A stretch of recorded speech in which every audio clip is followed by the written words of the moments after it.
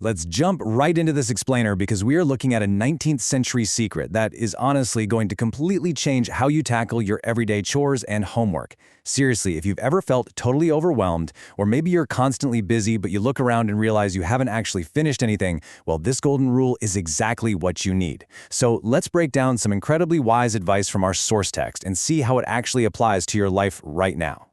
So, think about this. Have you ever started a huge project, got super tired, and just left it half-finished? We've all had that feeling. The author actually calls this a sudden zeal to do some great thing. It's like, okay, picture this. You decide you're going to build the absolute most massive blanket fort ever constructed in your living room. Or maybe you get this sudden urge to just clean and reorganize your entire bedroom. You pull literally everything out, you're running around with incredible energy for, maybe 20 minutes? And then, you just completely run out of steam. You leave the work half-finished, and it comes to absolutely nothing. Actually, it's worse, because now you just have a way bigger mess than when you started. Now, the text has a fantastic name for this exact behavior: spasmodic effort. It perfectly describes those frantic, rushing bursts of energy that just quickly fizzle out.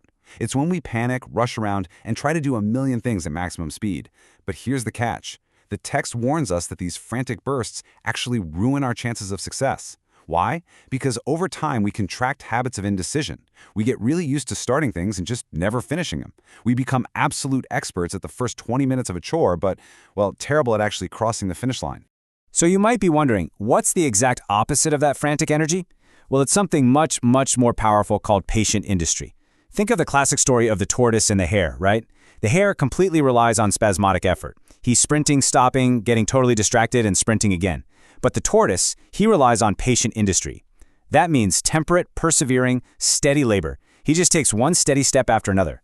And our source text promises us that this kind of steady, temperate labor will absolutely always achieve far more than those wild bursts of energy ever could.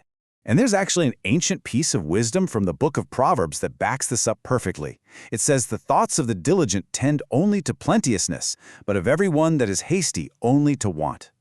To put that into everyday terms, if you are careful, steady, and hardworking, it's going to lead to great success or plenteousness. But if you're hasty, rushing, panicking, trying to do all your homework at the exact same time, you just end up coming up short and failing. Because guys, here is a fundamental truth. You were made for activity, not idleness.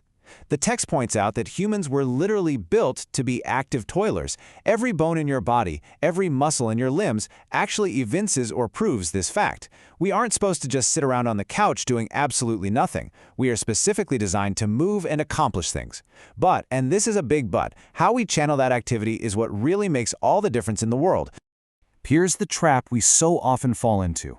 Ask yourself, are you always hurried, yet accomplishing absolutely nothing worthy of the effort?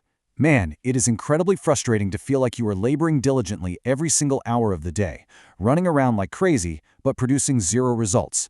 You might spend 3 whole hours doing air quotes cleaning your room, constantly moving around, picking things up, putting them down, looking super busy. But then, your parents walk in, and the room still looks like a total disaster zone. You put in the energy, you felt hurried the whole time, but you have no real results to show for all that effort. So, what's going wrong? Well, the main villain causing these fruitless efforts is what the author calls trifles. Trifles are those silly little distractions that just totally waste your valuable time.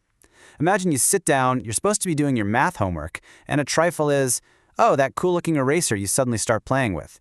Or maybe it's the sudden urge to organize your colored pencils by shade. Or just staring out the window at a squirrel.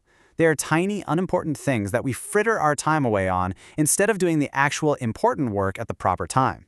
Trifles are the ultimate enemy of patient industry.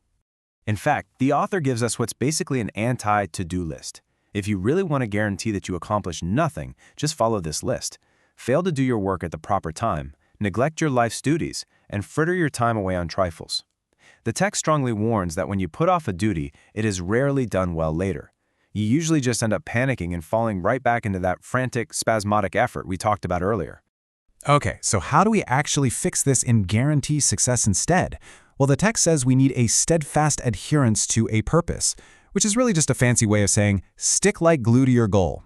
When you sit down to do a chore, your single purpose is to finish that chore.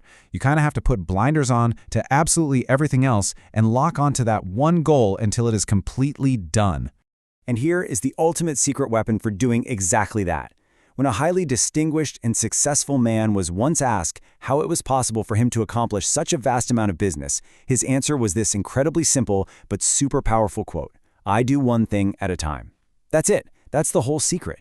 He didn't try to multitask. He didn't try to write a letter while eating lunch while talking to someone else. He just picked one single thing, focused on it, finished it, and only then did he move on to the next. The text also reminds us of the ultimate example of this kind of purposeful focus, noting that Jesus was an earnest worker. He had a massive mission, right? But he accomplished it through steady, earnest action. The text says that following his example means we're also going to experience self-denial, toil, and sacrifice to get the job done. And look, self-denial just means saying no to yourself when you really want to go play video games instead of finishing your reading assignment. It means accepting the honest hard work required to do the job right the first time. Okay, so let's break down how you can use this one thing at a time secret for your own homework or chores right now. We've pulled 3 simple steps from the text to help you practice patient industry. Step 1, pick one task. Just one. Not math, science, and cleaning your desk all at once. Just math. Step 2, ignore the trifles. Put away the toys, turn off the screens, and absolutely do not look at that squirrel outside. And step 3, finish it completely before starting the next thing on your list. Do not leave it half finished.